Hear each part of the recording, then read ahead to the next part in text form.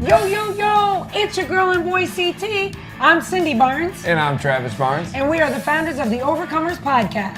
Sponsored by Journey 333. That is a place of mind, body, spirit that helps you with fitness, coaching, and nutrition to look better, live better, and feel better. We produce these episodes every week for your enjoyment to help people to overcome adversity and live their dreams. Well, hello there, Overcomer Nation. I am Cindy Barnes. And I'm Travis Barnes. And we are the founders of the Overcomers Podcast. All right, today, the Overcomers Podcast, which is all about helping you overcome adversity and live your dreams, meets the man who teaches you to overcome obstacles. Today on the show, we have the founder of Spartan. We are going to introduce you to the man behind the races that have gone global. They're in like over 40 countries now. So Joe Sena, welcome to the show. Thanks for having me. It's Sena, by the way, not Sena. Hey, this is a funny story. Joe always wants to give you the obstacle, right? And I said, hey, how do I say that? Is it Sena or Sena? He says, I'm going to let you do it, then I'll correct you, So that's great. Sena. That's an Italian name? Yeah, so Sena, common in Italy when they came over on the boat, when my grandparents came over on the boat, typically folks would say town of, in other words, where'd you come from, what town?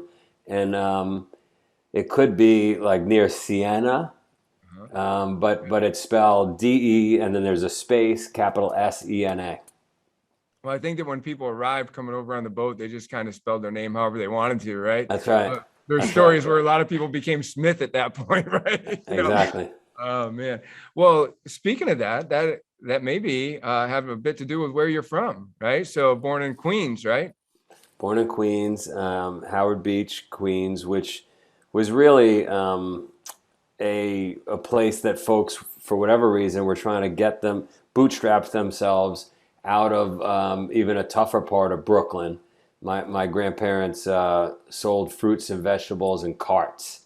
I don't think I've ever mentioned that on any podcast anywhere, so this is breaking news that they were selling fruits and veggies on carts back then, and as they made more money, the hope was for folks, not just Italians, but any ethnicity to work their way closer to Long Island. Like that was if you made it. And Queens was closer to Long Island, and this new neighborhood was being built on a swamp, literally on a swamp, probably in the late 60s, early 70s, called Howard Beach. There is a beach that butts up to it. And for whatever reason, 4 of the 5 crime families' bosses located in Howard Beach. And this wasn't a huge neighborhood. This neighborhood goes about 20 blocks by 20 blocks. So it's like a mile by a mile. Mm-hmm.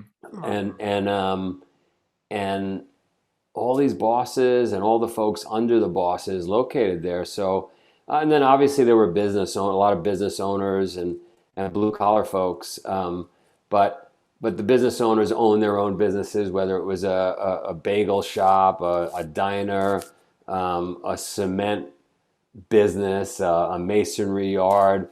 And what was awesome about growing up in this neighborhood was even if they were on the wrong side of the law, they typically were waking up very early. They were hustlers.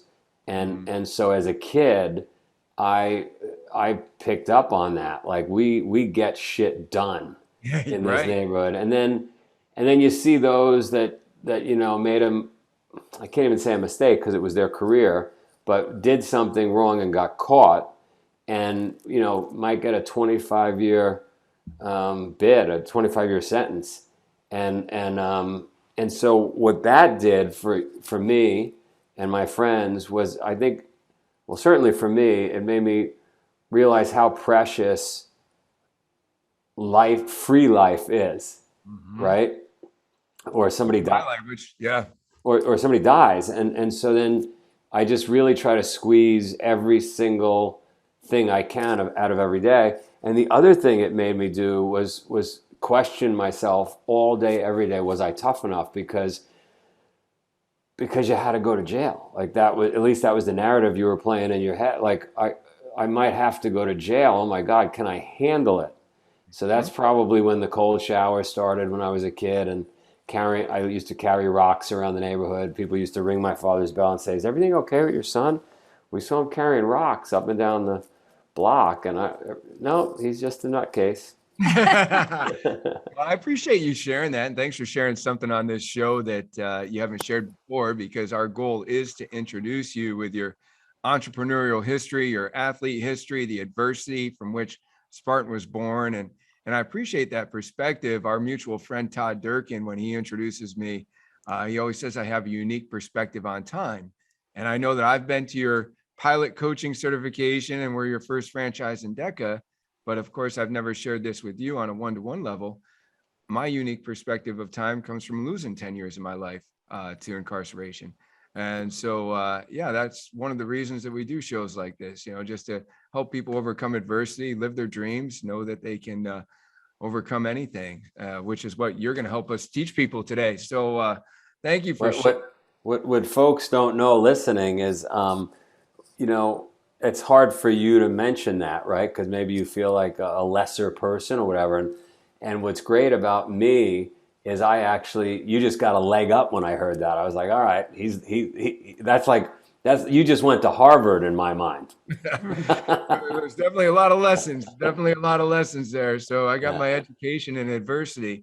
So let me ask you, so grandparents, entrepreneurs, fruit and vegetable cart, dad was an entrepreneur. Mom's a yoga instructor. So you got that balance of health and, as you say, get shit done. We are hustlers, right? We're going to make it. And then life evolves. I mean, you've had a fireworks business, I kind of want to take people on the path of, how you evolved in your business career and also involved in your athletic career to wind up, where we are today. So if you could share a little bit about how your history kind of evolved. Yeah, I seem to remember, as you asked the question, I seem to remember in the neighborhood, my neighbor was the head of a banana organized crime family. 4th of July was a massive event in this neighborhood because most of the sales of fireworks, which were illegal, were coming out of the neighborhood. And so whatever was left over and not sold by July 4th, which could be a half of a tractor trailer, would show up. And because it was so much, there was so many fireworks, and it would have taken all day for stuff to get unpacked. I kid you not, we would pour gasoline in the middle of the street, and then we would just take the cases, unpack, and just start throwing everything into this fire. Oh, wow. Talk about ridiculous, dangerous. I mean, yeah, right. If there was a car, which we begged cars not to park on the block that day, if there was a car anywhere near, the car might catch on fire and explode. It happened. A rooftop might catch on fire in somebody's house. It happened because stuff was shooting in every direction. It was amazing people didn't die. But wow. That's how it went down. And so if you're a kid and that's your big Disneyland moment every year, July 4th, for me, you start selling fireworks. And right. Yeah, easy to develop a passion for it. I mean, I got this. I'm picturing like Gettysburg right now. Like, it sounds like a battlefield there. And it was a battlefield. Put it this way: my friend, who I met years later, which we'll get into, was from China, and he was on the other side of the world where they manufactured the fireworks, and the displays of on 4th of July that on moments or Chinese New Year, whatever it was, in let's say Hong Kong that he saw were massive because that's where the manufacturers were, right? And he came to my neighborhood and he goes, "You guys are fucking crazy. We've never seen anything like this." Even for him, it was a lot. Wow. It was a lot. Yeah. So I don't think they were intended to be used that way. And so I started selling fireworks at a young age. I was preteens. And I would get on my bike. I always loved bicycling. I would get on my bike and I would bike all around the neighborhood, mile by a mile, like I said. And I'd be peddling packs of firecrackers. I could buy what they called a mat. They called it a mat of firecrackers, which had 80 packs in it, if my math is correct. and I would pay, God, I think I was paying 10 cents a pack back then. And then I would sell them for like 13 cents a pack, if I have my math correct. And then my parents got divorced. My mother found I'm going out of order here, but my parents got divorced. My mother found yoga, meditation, and health food in the only health food store in New York at the time, because her mom was dying of cancer. So she was seeking another way. And she brought that home to the house of raviolis and sausage and peppers and everything, right? And so it was not accepted in the house. Like, my grandfather didn't accept, my father didn't accept that, my sister and I didn't accept it. This was ridiculous. We weren't going to eat celery and meditate, and this was nonsense. And there was all of a sudden a picture of an Indian guru on our wall with beads around his neck, and I had to explain to friends, like, well, he's not really related. I don't know what the hell he's doing on the wall. Right? He's got Like, some stalkers he needs to line up. Yeah, why does this guy like an afro? He's got an afro and beads, and like, didn't make any sense. And so my mom, the parents got divorced. My mom moved to Ithaca, New York. Unbeknownst to her, I loaded Ithaca, we got a location there. All right. Yeah. Back to you. So I'm in Ithaca, and she doesn't know it, but I load into the moving trucks without her noticing a bunch of fireworks, and thinking I'm going to bring them up to Ithaca. When I get to Ithaca and I get into this new school, kids are all showing up with $1, because that's how much lunch was $1. And so I quickly understood supply and demand, because there were no fireworks up there. I had the only supply. And I said, well, a pack of fireworks is $1. So I turned what I was making 3 cents a pack in Howard Beach, and now I was making 90 cents a pack. Whoa. All right. And after about 2 months, I got caught. They busted me. They threw me out of school because no one was buying school lunches anymore. They were using their dollars to buy packs of firecrackers. So anyway, that was just They my must fire. have been like, this kid comes here from New York and turned our school into, like, they got firecrackers going off everywhere. It's like a battleground now, Yeah. I'm loving this story because my mother loves to cook Italian food, and we are health conscious people since we have a fitness franchise and all that. And so she'll ask questions when she's going to make a nice meal. She'll be like, well, are you actually eating? Because if I'm eating healthy, then like, maybe I don't want pasta and all this bread and stuff like that. Then she's just like, are you actually eating? Or are you going to be able to eat if we invite you over? And I'm like, oh wow. So you went from the fireworks. Was it then that you said, okay, well, since they're going to shut down my fireworks business because you're now a competitor for lunches, is that when you got in the t-shirt business or the pool business? What happened next? Well, I didn't tell you about the pool business yet, but yeah, let's start with the pool business, and then I'll tell you how I went into the other businesses. But so my neighbor, the one I described that had the giant tractor trailer every 4th of July, he was the head of the Banana organized crime family. He was a big boss, big house, lived right next door. When my mom left, my parents were going through the divorce. He kind of, I don't know, he took a liking to me. I was young. He said, hey, why don't you come over and clean my swimming pool? My dad had a swimming pool, so I learned how to clean swimming pools from his pool. But he said, come over 8 a.m. on Saturday. So I showed up at his house at 8 a.m. He sat me down. He said, all right, 3 lessons if you're going to do this. He was going to pay me $35 to clean his pool, which was like unbelievable. Think about how many packs of firecrackers in Queens I had to sell to make $35. He said, if I tell you to be here at 8, you better be here at 7:45. On time is late. It was a good lesson. And coming from him, like, kind of knew who he was, right? Everybody kind of knew who he was and what the deal was. So you didn't want to, you listened, if that makes sense. Right. Yeah. And he said, secondly, if I'm asking you to clean the pool, you got to go above and beyond. You got to clean the windows. You got to straighten up the shed, straighten up the lawn furniture. You got to make yourself invaluable. And that kind of made sense to me, but okay, I'll go above and beyond, even though you're not paying me for that. And then third is never asked for money. And obviously that was a confusing one. I don't understand. I'm doing this to make money. don't always have your hand out. If you do a great job, you'll get paid, and you'll get paid more. Mhm. And so those are three things that I used to grow that business. And he introduced me to every boss. So anybody look up Gotti, Vic Musso, you name it. I cleaned their pool. I had 700 customers by the time I sold that business, and almost all of them were organized crime in some fashion. And I used those three principles, and people recommended me. And now people did owe me money because again, the philosophy was never have your hand out, never ask for money. But it works. It works in life. It sometimes you hit some obstacles and some bumps, and you wonder if that's the right way. But for me anyway, it's worked famously.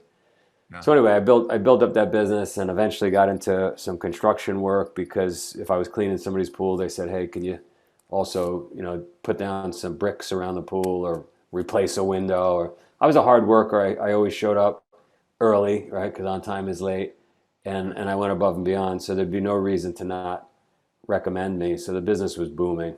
Can we highlight those three things? I just think it's so important.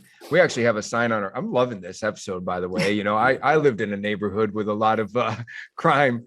Shout out to Joe DiStefano, who I'm still friends with today. That's Bonanno crime family right there. He was my cellmate at one time.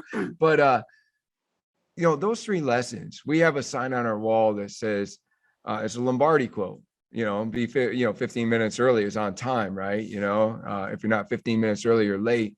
We've had that. I love that about becoming invaluable, doing more than what's expected. Like that is like the secret. Like so often we run a business. We've had people ask to be paid more before they did more, right? And what you just learned, at pretty much, one of your first businesses at an early age, is stuff that everybody just needs to know and practice, because you don't have to ask to be paid. If you come in there and you do so much more than what was expected, they'll go out of their way to pay you more than what was expected. I just think, good stuff. I didn't want us to gloss over that. I just wanted to highlight those three lessons because Overcomer Nation, this is some good stuff right here, real good. No, it's funny, right? Like you can go to Harvard. That's why I made the comment about your situation, because you can go to Harvard and spend all that money and have done all that work to get into that school and not learn those three important things, which really, I went to a good school. I've done a lot of hard work. Those three important things have probably brought me more success in relationships, in business, with my children than anything. Yeah. So I'm glad you highlighted them. So anyway, now let's go backwards again. So here I am building this business, and my mom says, "Well, we're moving to Ithaca." And so I'm up there. Like I said, I sold some fireworks, but I got this business that I started with, one or two customers, and I got to come back in the summers, which I'm excited about, to live with my dad. And so I would come back in the summer and clean some pools and go back up there, and I'm starting to make some money. Get thrown out of school because of the fireworks in Ithaca. My dad says something really interesting to me. He says, "Look, it sucks that you got thrown out of school. You got caught, because as far as my dad was concerned, it wasn't bad that I was selling fireworks. It was bad that I got caught." And so I didn't. It's just funny, right? Perspective on who you're talking to and who you're learning from. And he said, "Look, you could sell stuff that's legal. Why don't you work on selling legal stuff?" So I quickly started figuring out how to sell like T-shirts. There was a local T-shirt screen printer in Ithaca, and I had a knack.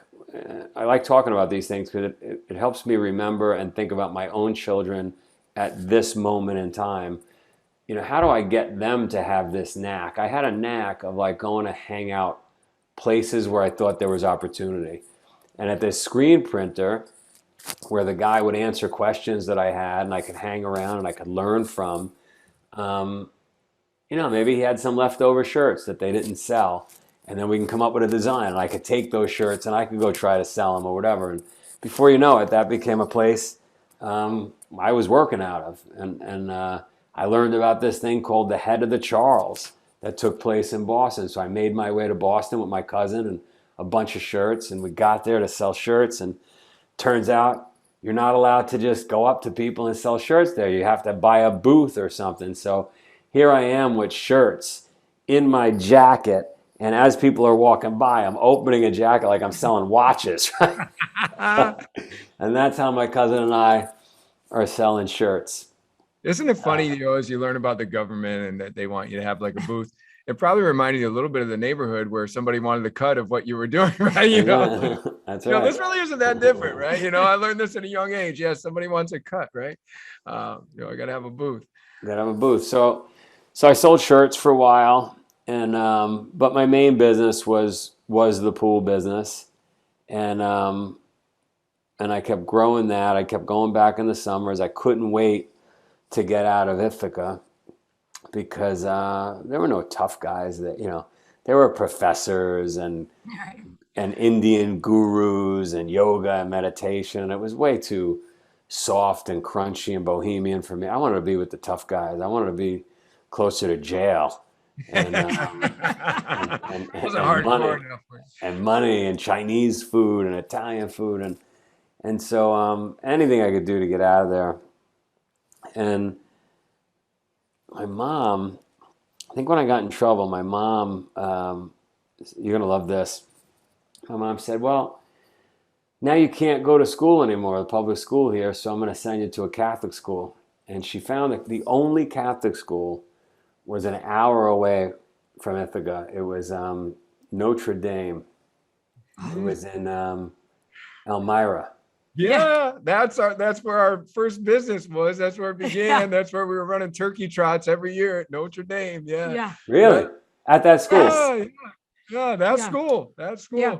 Got a lot of history for our community here, our Journey community. Yes. Oh my God. So my mom is going to drive. Listen to this. My mom is going to drive an hour to drop me off every morning, drive home an hour, come back and pick me up, and then drive home.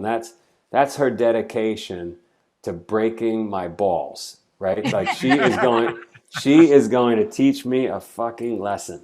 So, but now look, I don't understand the implications for her until, now I'm on this call with you and I'm think about as a parent, like, could I do that? Could you do that?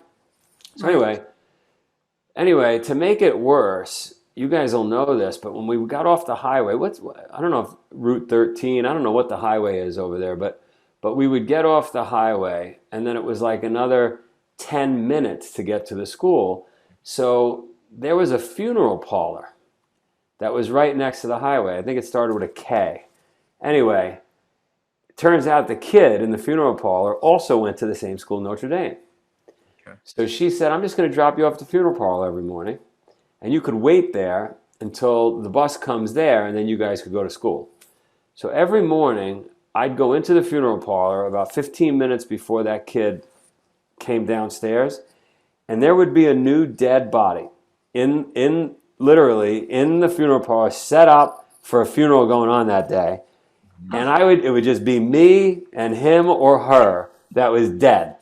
So could you imagine like the lesson my mother's teaching me? Like people complain about the bus or like the walk to school. Try doing it every morning for a year, right? And just one day I had to have fun with it because it was so morbid. One day I said to myself, you know what I'm going to do? I'm going to sit this guy up. And so when they come downstairs, you're going to be like smoking a cigarette. Oh man, that's crazy. Wow. I mean, boy, looking back on that, I guess it was easy to find gratitude, you're like, well, I'm alive, I'm doing better than this guy over here, right? I bet you, thinking about it now, when I wonder why I have such a tremendous excitement for life, that year might have been very impactful. Yeah. Right? Really being that close to death every single day. Sure. At that young age, you're lucky if most kids have even been to a funeral, maybe they've been to one or whatever, but I'm literally going to one every day. I was at a funeral every day. Like you're bringing up memories that I haven't. This is awesome. Yeah. I definitely made a decision at that moment in time that that was a career I would never do. I would never be like a mortician or own a funeral home. Like that was just tough, tough job, tough day. I didn't make too many friends at that school because every day after school, I immediately went back an hour back to Ithaca. So it wasn't like I could hang out after school, and probably too complicated for my mother if I stayed late or something, right? So I just couldn't wait to get back to Ithaca High School, couldn't wait to get out of Ithaca High School into the neighborhood. There was no college. I wasn't going to college. I didn't need college in my mind. Stupid thinking. And then I'm graduating high school. I get back to Ithaca. I'm graduating high school. And my friend, whose dad was a professor at Cornell, says, hey, why don't we go to Cornell? And that would be like saying, hey, why don't we go to Mars? Like, why don't we call Elon Musk and jump on one of his rockets and go to Mars? How are we going to go to Cornell? Like, how could that possibly? Well, my dad's a professor. He can get us in. I was graduating in like 4 months. Like, it wasn't even on my radar. It wasn't a possibility. My SAT score sucked. My grades sucked. Okay, that makes sense. You got a guy. I got a guy. We'll get in. You got a guy that's going to get us into Cornell. Like, then it made sense to me. Like, if we got a guy, right? Right. Like the neighborhood. I got a guy. I got a guy. So I go. My dad says, all right, fine. You can go buy a suit. I'll get you some money. Buy a suit for your interview. He's a proud dad. Wow, he's telling people his son's going to interview at Cornell. My friend gets his suit. We go up. We go to interview. My dad gives me some tips on the interview that I talk about during the interview, and the interview goes really well. And like it's a shoo-in my mind. I'm going to Cornell. And sure enough, we both get rejection letters, right? Our guy was not able to pull the strings, and neither of us get accepted. But the woman, the head of admissions, she says to me, listen, it's not the end of your story. Why don't you go to a community college and get good grades, and then try to prove in a couple of years that you could come handle the workload? And that's all you had to say to me, was that I wasn't worthy, that I had to go somewhere else. And I was like, I am going to this school. Wasn't even on my plan to go to college, but now it became my thing. Right. So yeah, because my dad was already creating a narrative about his son. Did the interview? Like, we must have told the interview story 700 times because that's all I had was an interview. Right. There was nothing else. Like, he couldn't say he had great scores or had a great interview. You were determined not to let that story end badly, right? You had the interview. Now what? Now what? So a friend of a friend wrote a book a couple of years ago called The Third Door. And that's basically what happened here. There's a front door, there's a back door, but then there's a third door. There's always another way in. And so I said, all right, what is the other way in? And my friend said, listen, we could take 3 classes each. Had we been accepted, you take 5 classes, but we're allowed to take 3 classes each. They don't count towards anything. It's basically like continuing ed for somebody that graduated and want to learn something about physics or whatever. They're allowed to take a class. It doesn't go anywhere. But if we take these 3 classes each and we do well, we'd have a pretty damn good argument to say, hey, you made a mistake rejecting us. We're smart enough to handle the workload. We haven't done 5 classes like everybody else, but we've done 3 and we did really well. Right. Right? So I said to my friend, okay. And as I'm telling you the story, I have to keep thinking about my children. My mind immediately went towards, well, one, I don't want to fall behind. If everybody else is doing 5 and we're just doing 3, how do I get 5? Number one. Number two, I got to learn how to study. I got to learn how to read books. I got to get tuned up on this whole thing. So I said, listen, John, his name was John R. Bell. I said, listen, John, I got to go to Queens for the summer to run my business. There's a local university there, St. John's University. I'll go to St. John's and take a couple of classes. Why don't you come as well?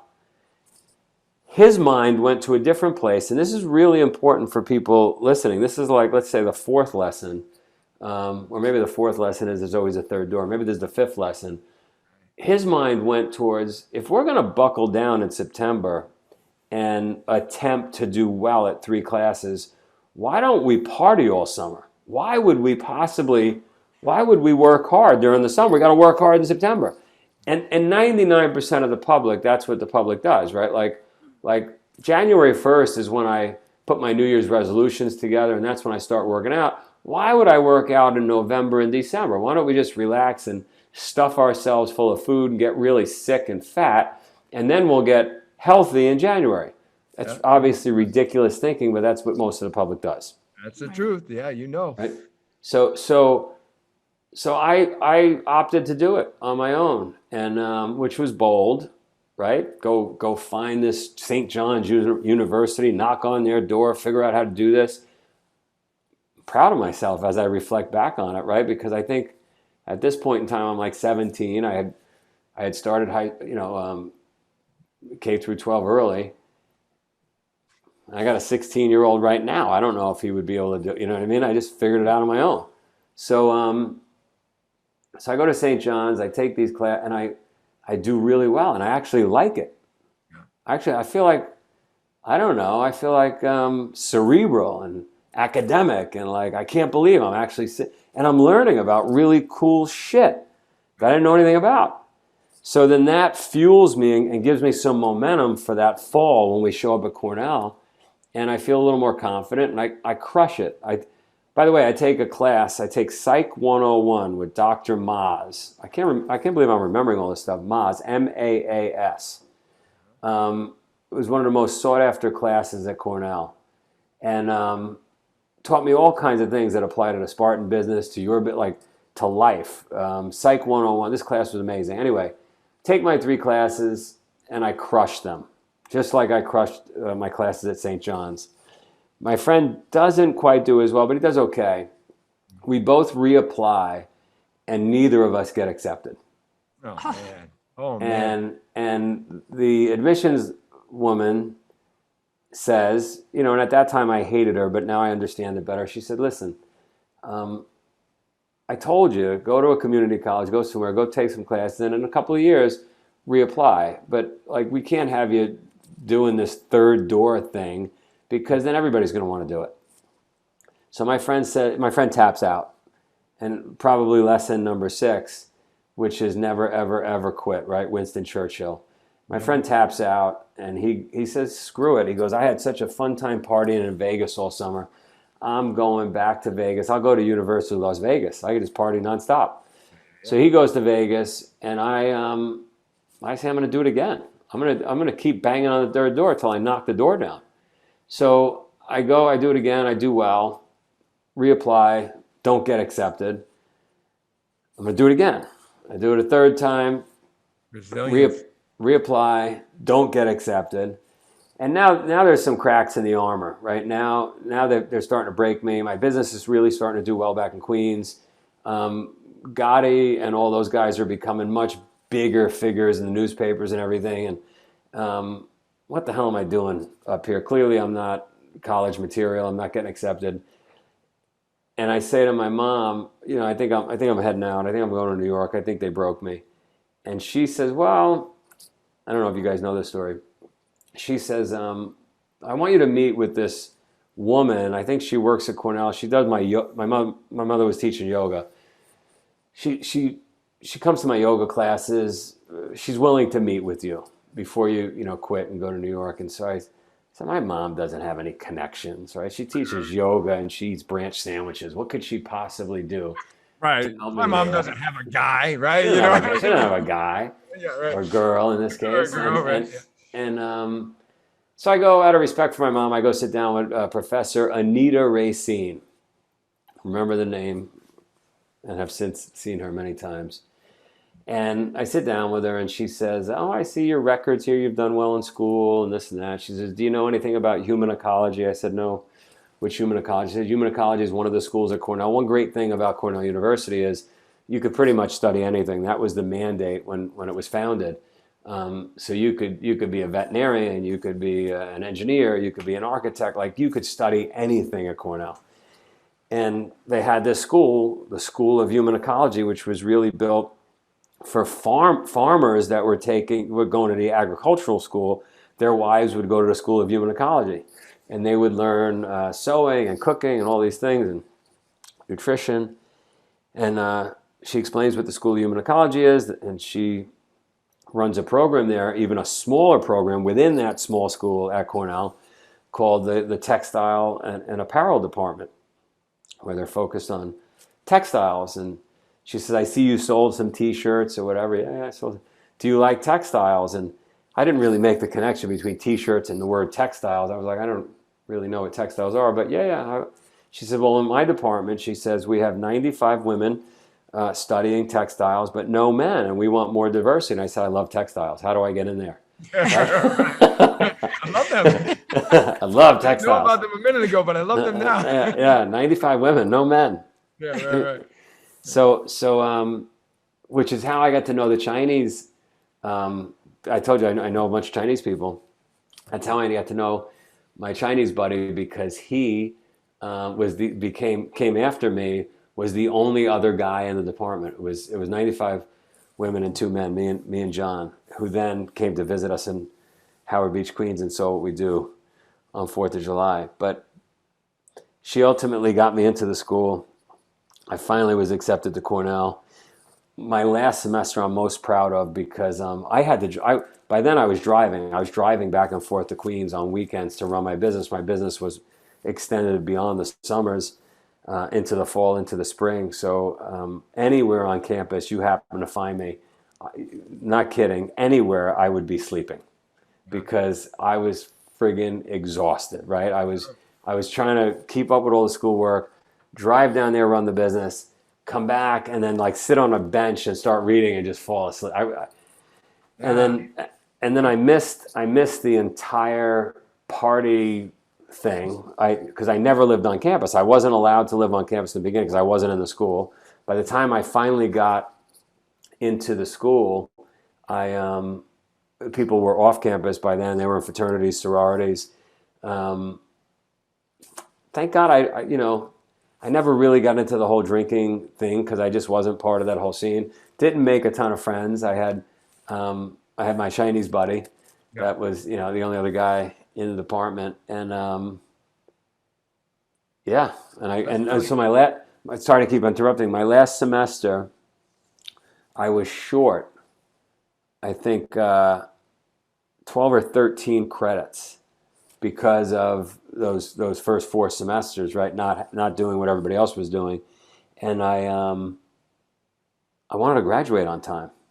Mm-hmm. So I talked to my counselor, or maybe Professor Anita Racine, and she said, number one, she taught me something that every kid that's going to college right now, any kid in high school should know. I didn't know. She said, one of the methods you should use if you're going to take some extra credits to try to graduate on time is write down your notes, as we all do when we're in class, right? Take some notes. When you go home, rewrite those notes that same night. You then are moving that information from short-term memory into long-term memory. Mm-hmm. While you're rewriting those notes, grab your textbook and just go, touch up on those areas, because the areas that the professors focus on while you're taking those notes are the areas you're going to get tested on. Those are the areas they deem important. So, of course, you want to read the entire chapters and this and that, but if you just find those areas that you took the notes in, that will be most times enough to get you what you need to know. So I attempted basically 2 semesters in one, my final semester, which was, unheard of, ridiculous, impossible. I ended up making Dean's List, doing 2 semesters in one, simply because of that technique. Yeah. I basically became really proficient and wasting 0 time. I only focused on the things that mattered. So a kid that was unaccepted, not accepted 4 times, didn't have the grades, didn't have the SAT scores. It was unbelievable that I pulled it off. Well, how you respond to rejection and adversity in life is everything. In fact, those rejections, where they really introduce us to ourselves and there's a strength in the struggle that gets created. I think that's awesome. I want to ask two questions. The first is, where do you think you'd be without Anita Racine? It wasn't just Anita Racine. So I went back to see Anita many times afterwards. I bought them a $30,000 microscope when I made some money coming out of college, because they changed my life, and she changed my life. And I've since stayed in. Well, I didn't even tell you this. This is going to blow you away. There's obviously a whole athletic department at Cornell. First of all, to answer the question more succinct, yes, Anita changed my life. I'd be a different person without her. Cornell changed my life. Years later, many years later, before COVID, I met the wrestling coach at Cornell, Rob Cole, who you should have on the show. There's two people I want to give you for the show. You got to have Rob Cole. You got to have Mike Palazzo on, and I'll connect you with both of them. Right. And then so Rob Cole runs a wrestling program for about 30 years at Cornell. He's no longer there now. He's at Stanford. I meet Rob Cole. Rob introduces me to what they got going on there. He's got the winningest record of any sport in the Ivy League. Unbelievable what he did. He says to me, hey, I want to use the Spartan name. This is before COVID. I want to use the Spartan name as part of the regional training center at Cornell, the wrestlers. I said, yeah, you could. Well, would you mind if we put together a one-pager? Yeah, no problem. I'd be honored to have Spartan affiliated with Cornell Wrestling. During the pandemic, he says, hey, you should come up for the ribbon cutting ceremony. I said, what ribbon cutting ceremony? He said, we got a building, a Spartan building we built at Cornell. I said, what are you talking about? Right. So I come up there, and attached to the Cornell wrestling room is like a $11 million building they built during COVID that is called the Spartan Regional Training Center on campus that helps train, when an athlete moves through the program and now he's out of college or she's out of college, they come there and prepare for the Olympics. So again, this college, this woman changed my life. We have a building on Cornell campus called Spartan. It's unbelievable. Actually, the college that you got rejected from so many times. It's amazing. I know. It's unbelievable. All right, I know that you've been super generous with your time, and I know that we have to squeeze in.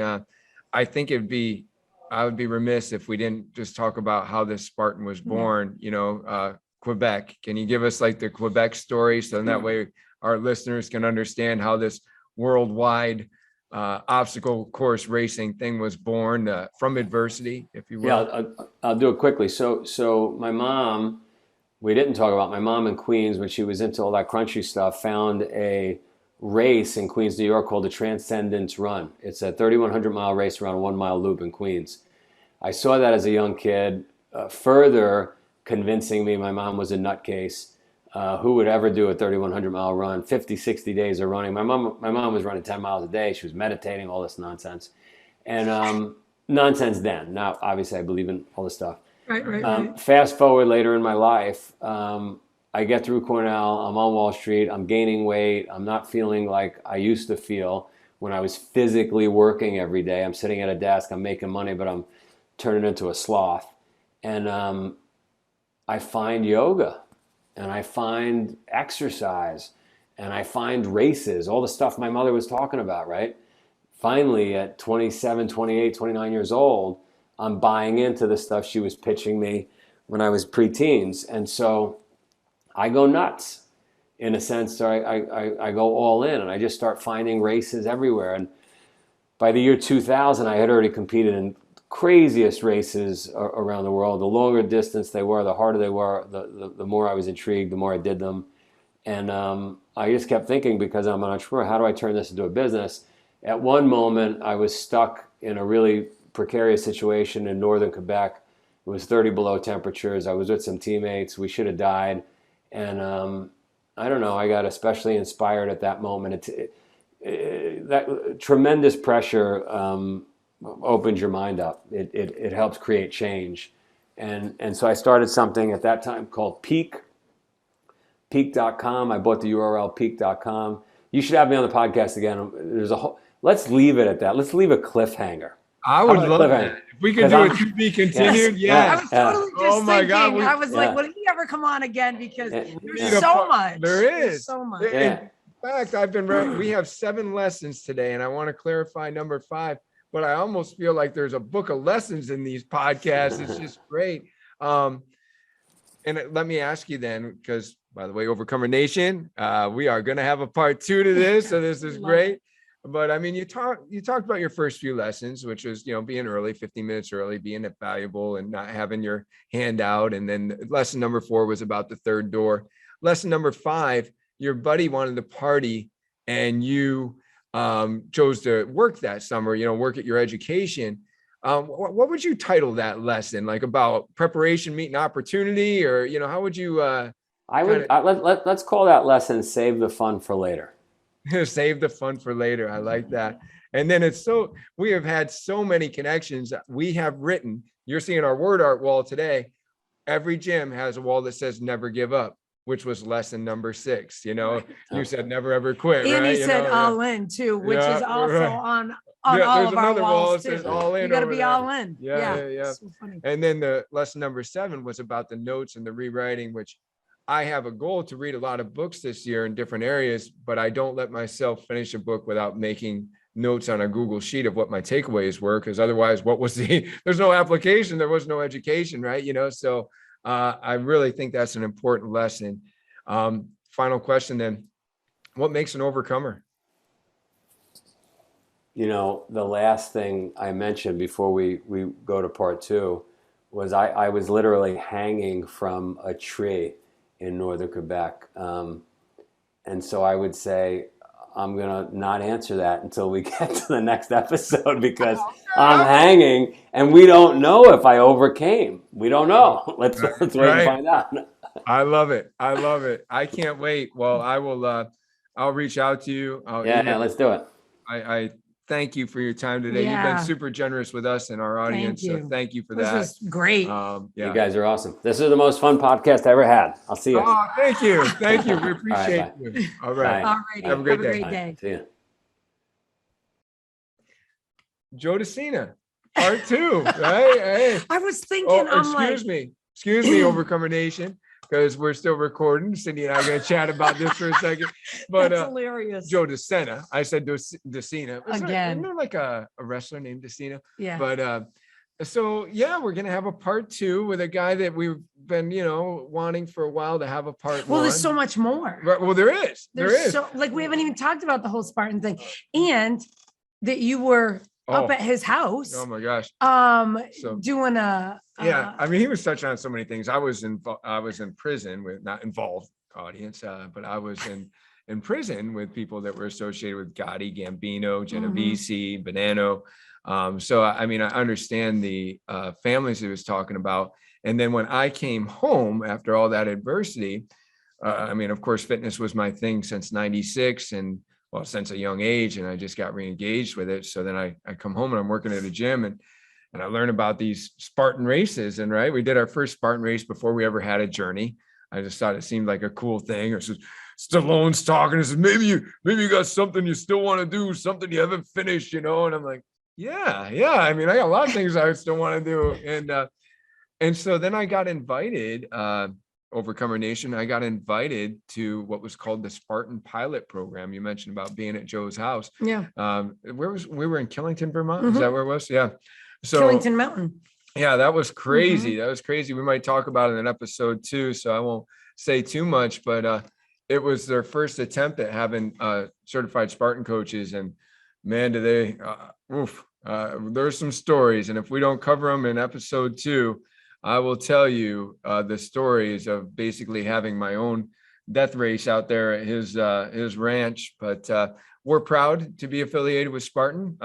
Spartan is now part of our brand because we do quarterly DECA events to let our members test their performance, and they become official Spartans with that because they get a medal and a t-shirt and all those kind of things, and a national timing for that DECA, which we have one coming up on March 5th at the Athens High School, and our other Journey locations have their own coming up. So whatever location you're close to, find out, and you can become a Spartan.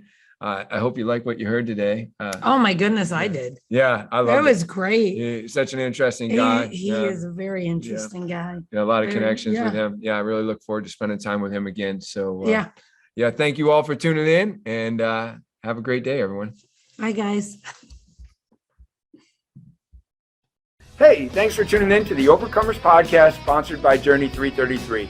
When I am not hosting the Overcomers Podcast, I am working at one of our fitness franchises so that I can continue to help people overcome adversity on a daily basis. That's right, people come to the Journey 333 fitness franchises because they want a coach in their life. They want somebody to help them overcome the adversities of life, motivate them to higher levels of greatness, bring out their potential, help them lose weight, get off medications, fight depression, fight anxiety. That's what we do on a regular basis.